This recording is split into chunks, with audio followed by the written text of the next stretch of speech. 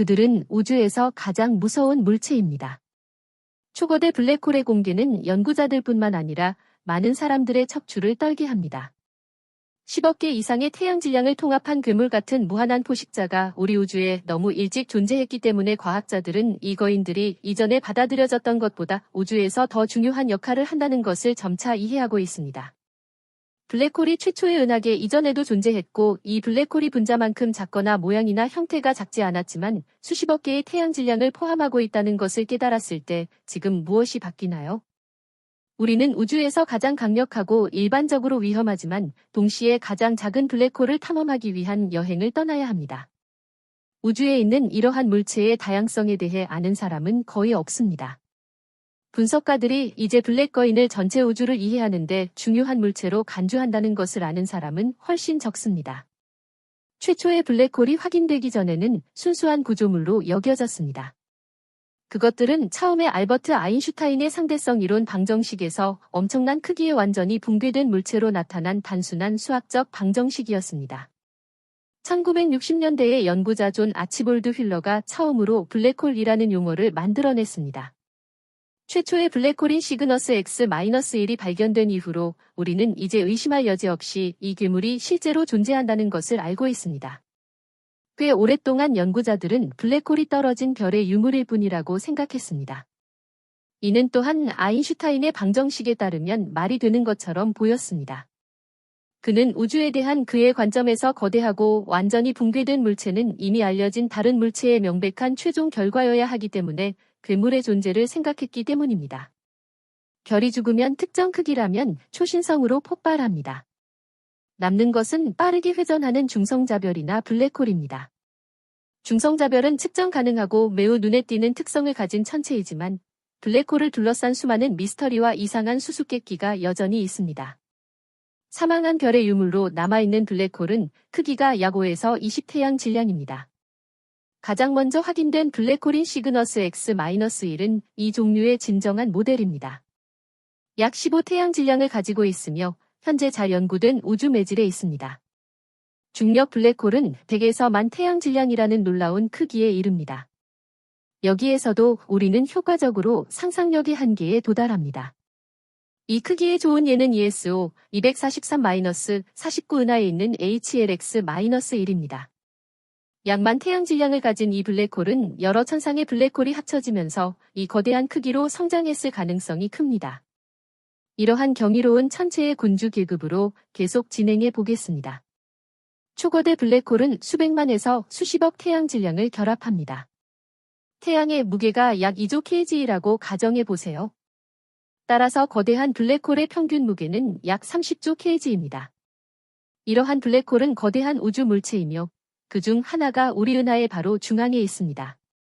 궁수자리 A 별표는 약 400만 개의 태양 질량을 가지고 있으며 은하 M87에 있는 거대한 블랙홀인 M87은 훨씬 더 크고 65억 개의 태양 질량을 통합합니다. 하지만 우주에는 훨씬 더 크고 위험한 블랙홀이 있습니다. 분석가들은 블랙홀의 질량을 능가할 수 있다고는 거의 믿지 못하지만 그것은 현실입니다. 우주에는 최대 400억 개의 태양 질량을 통합하는 초거대 블랙홀이 존재합니다. 약 660억 개의 태양 질량을 가진 T618은 이러한 분류에서 가장 무서운 사례 중 하나입니다. 이 블랙홀은 지구에서 약 100억 광년 떨어진 사냥개 자리에 있는 강력한 퀘이사의 중심에 위치하고 있습니다. 과학자들은 아직 실제 우주를 직접 본 적이 없습니다. 우주의 빛은 중앙 퀘이사의 거대한 빛에 가려져 있기 때문입니다. 이는 아마도 초거대 블랙홀을 둘러싼 거대한 강착 원반 때문일 것입니다. 이 원반의 물질은 현재 소모되고 있으며 은하계의 모든 별을 합친 것보다 수천 배 더 밝게 빛납니다. 그러나 이것이 우리 우주가 블랙홀에 대해 제공할 수 있는 전부는 아닙니다.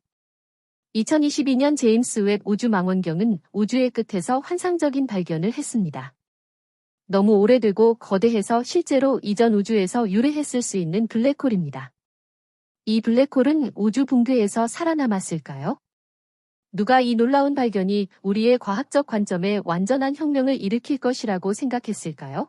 JWST가 2022년 여름에 처음으로 고정밀 기기를 우주로 발사했을 때 과학자들의 마음을 사로잡을 만큼 오래되고 찬란한 우주라는 감각을 즉시 발견했습니다.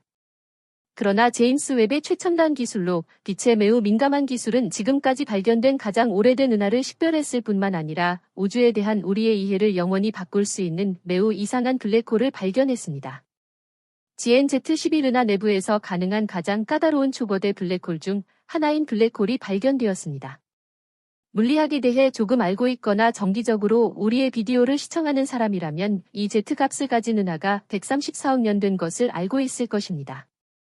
이는 또한 그렇게 오래된 우주의 중심에 이미 크기가 엄청나게 큰 블랙홀이 있다는 것이 완전히 경이로운 일임을 의미합니다. GNZ11은 우리의 관점에서 보면 오래되어 보이지만 134억 년 전 우주는 아직 매우 어렸습니다.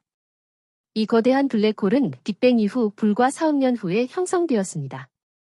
퀘이사는 2016년 허블 우주 망원경에 의해 발견되었고 나중에 제임스 웹이 더 자세히 분석했습니다. 허블의 전문가들은 처음에는 데이터가 정확할 수 있는지 확신하지 못했습니다. Z11의 높은 적색 편의는 이상하게 보였습니다. 분석가들은 이전에 이 우주 시대에 그렇게 진화된 은하를 찾을 것이라고 예상하지 못했기 때문입니다. 실제 우주, 퀘이사, 그리고 중앙에 있는 블랙홀은 웹의 새로운 측정을 통해 확인할 수 있었습니다. 빅뱅 직후에 이미 빛나고 아름다웠던 은하입니다. 거대한 블랙홀은 실제로 기이하지만 수십억 개의 태양 무게를 가진 블랙홀은 기적입니다. 이 블랙홀이 빅뱅 직후에 어떻게 그렇게 거대한 크기로 성장할 수 있었을까요? 이 크기로 성장하려면 거대하게 태어나거나 어린 우주에서 이전에 상상했던 것보다 몇 배나 더 빨리 물질을 소비해야 했을 것입니다. 어쨌든 분석가의 모델에 따르면 이용 가능한 물질이나 별은 거의 없었을 것입니다. 블랙홀이 이 크기로 자라려면 수십억 년이 걸렸을 것입니다. 우리는 왕의 괴물과 블랙홀의 신성한 힘을 보았습니다. 그것은 너무 거대하고 강해서 우리의 모든 수학 방정식을 초월합니다. 하지만 가장 작은 블랙홀은 어떨까요? 원자만큼 작은 블랙홀? 원자 크기의 블랙홀이 있다는 것을 알고 계셨나요? 이것이 티켓입니다. 과학자들은 원시 블랙홀을 상상합니다. 이러한 작은 변화는 빅뱅 직후에 형성되었을 수 있으며 처음에는 원자 크기일 뿐이었습니다. 그들은 우주 전체에 분포되어 광대한 시대에 걸쳐 합쳐졌을 가능성이 큽니다. 먼저 이러한 미세한 입자 중 일부가 합쳐져 다소 더 큰 블랙홀을 형성했습니다. 그런 다음 이것들이 다른 입자와 결합되었고 나중에 이 블랙홀은 처음으로 쓸려나간 별의 잔해를 만났을 수 있습니다. 이것이 지금까지 우주에서 블랙홀이 발달한 모습이었습니다. 그러나 GNZ11의 존재는 이러한 모델에 의문을 제기합니다. 블랙홀은 훨씬 더 일찍 존재했고 그 크기는 이전에는 이해할 수 없었던 것 같습니다. 우주의 끝자락에 이런 어두운 괴물이 존재하는 이유를 설명할 수 있는 사람 중 한 명은 영국의 과학자 로저 펠로즈입니다. 2015년에 이 저명한 천체물리학자는 한 우주가 주기의 끝에서 다음 우주로 수렴하는 반복적인 우주에 대한 가설을 도입했습니다. 거대한 블랙홀은 우주의 거의 모든 물질을 빨아들여 붕괴를 초래했습니다. 정말 놀라운 정지 상태였고 그 후 반등하여 또 다른 우주가 생겨났습니다. 이 놀라운 가설을 확장하면 끝에 남은 블랙홀이 출산 조수이거나 새로운 우주의 기원일 수도 있습니다. 미친 짓이 아니겠습니까? JWST의 발견은 다시 한번 그런 추측에 상당한 무게를 실어주고 있습니다. 우리의 오래된 우주론은 본질적으로 우리가 우주에서 발견하는 것을 더 이상 설명할 수 없습니다. 제네바에서 정말 블랙홀이 만들어지고 있을까요? 네, 정말 존재합니다.